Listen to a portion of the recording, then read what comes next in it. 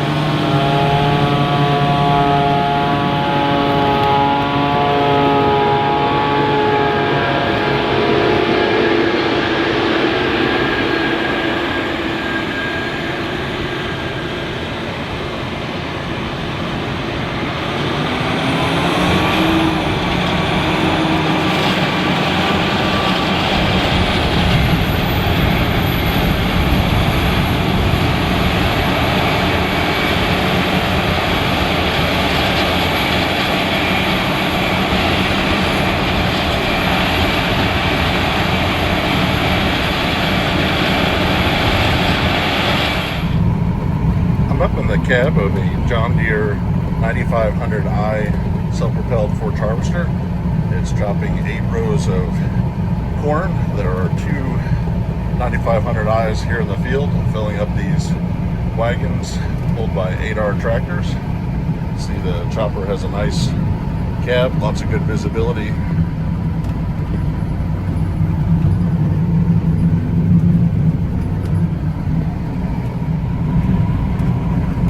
So with 2 choppers out here, are they able to communicate with each other through the auto steer? Or?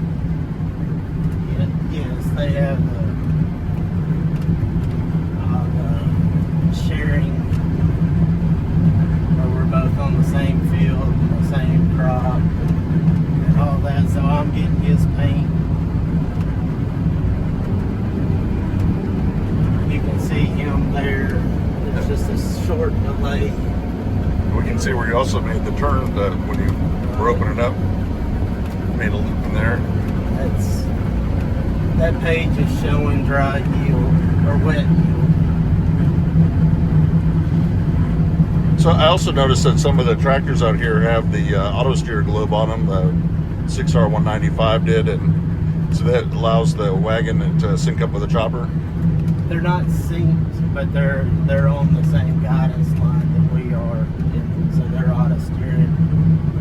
I think they got their track spacing set real narrow, like 1.5 foot or something, where they pretty much got a line anywhere they need it. They just pull in and find the one that fits about where we need them to be and flip it on, and then they can watch what we, if we're maneuvering around an obstacle or something, they can help watch. So you've also got a lot of got the front strains out here, so that's all into the guidance too, so you keep chopping and not having to back up. That's right. They're see one now, but all of our fields have predefined lines, so those risers are set 20 foot from track 0, so a 40-foot planter will just scoot right by them. So then when we come in, our passes line up to go right beside them. It probably could be accomplished now with AutoPath, but when we started doing that, AutoPath wasn't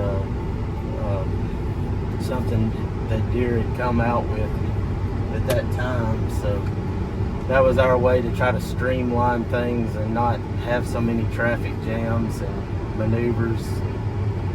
You don't have to shoot over 8 rows or that sort of thing. it helps. Just another thing that makes things more efficient once you get out here and rolling. Well, it's important because a lot of the corn's starting to dry down already. The combines will be out in the fields in a couple of weeks, and it's good to get it off while it's green and making good feed. Yes, for sure. It's normally we would drop back to one chopper when we get this far from home and have some guys doing some other things, but it's just gonna dry down quick this year where we hadn't had any late season rain. Everything's perfect right now, so we're trying to get it while we can. What kind of moisture level are you chopping at? The harvest lab shows it a little wetter than it is, but this is 68% moisture, 32% dry matter. So your feed guys will talk about dry matter, but your row crop guys will talk about moisture, so it always confuses them. So you always designate which one you're saying, moisture or dry matter. Well, that's good to know, because the main thing is you want the cow to be happy and eating well. Good fermentation where it'll store, ferment well, convert all that starch, and be safe for long-term storage. We don't start feeding for about 100 days to allow a good fermentation. So there's corn that's got to be fed over the next 100 days that's been in the bag for a year.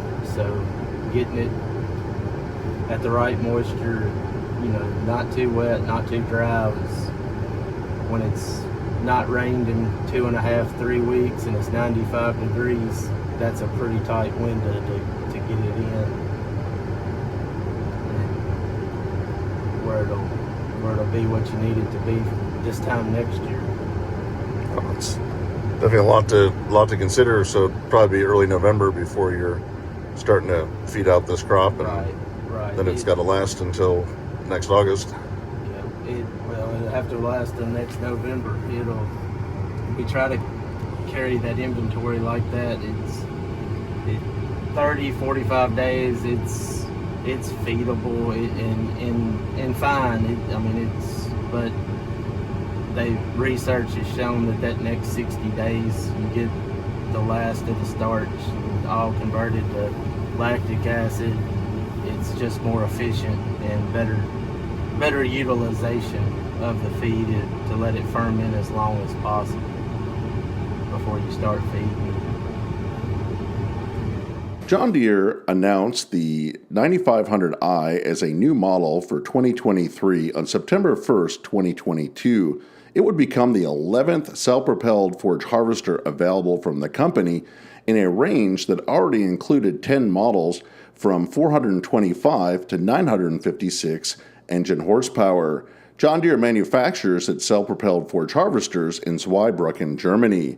The 9500i is powered by an 18-liter, 1,098 cubic inch John Deere 18X 6-cylinder engine rated at 690 engine horsepower, and it can achieve up to 755 engine horsepower in tough harvesting conditions. It's fitted with a 396-gallon diesel fuel tank and does not require diesel emission fluid.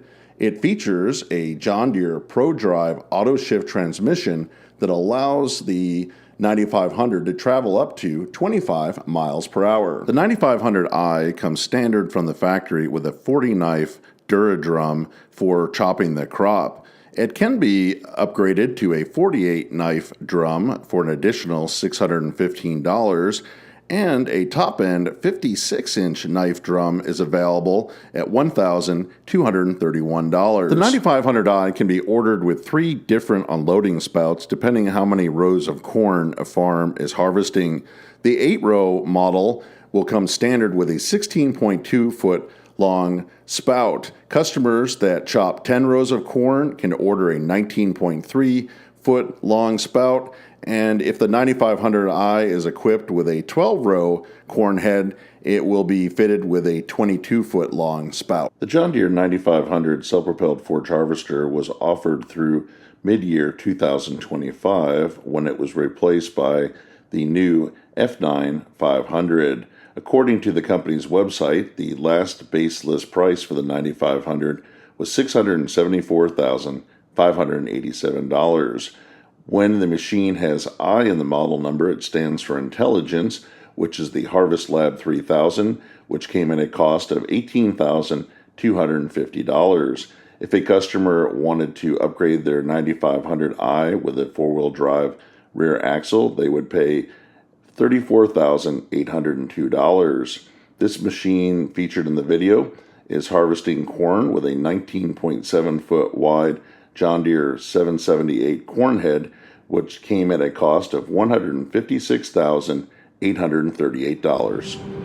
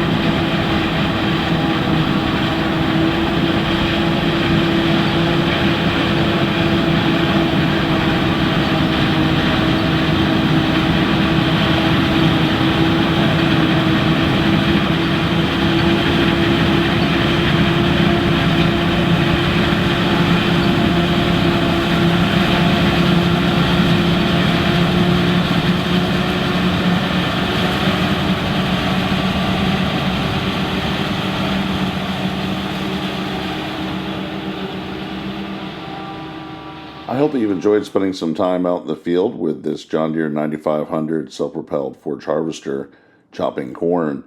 I would like to hear in the comment section below this video if you use a John Deere self-propelled Forage Harvester on your farm. Tell me about the model you're running and the crops that you harvest with it. If you've appreciated this presentation, I hope that you'll consider subscribing to Big Tractor Power YouTube, where there's over 3,000 videos of farm machines in action. If you're already a member of the channel, make sure to hit that alert icon to stay up to date with the latest content being released. As always, thank you for watching.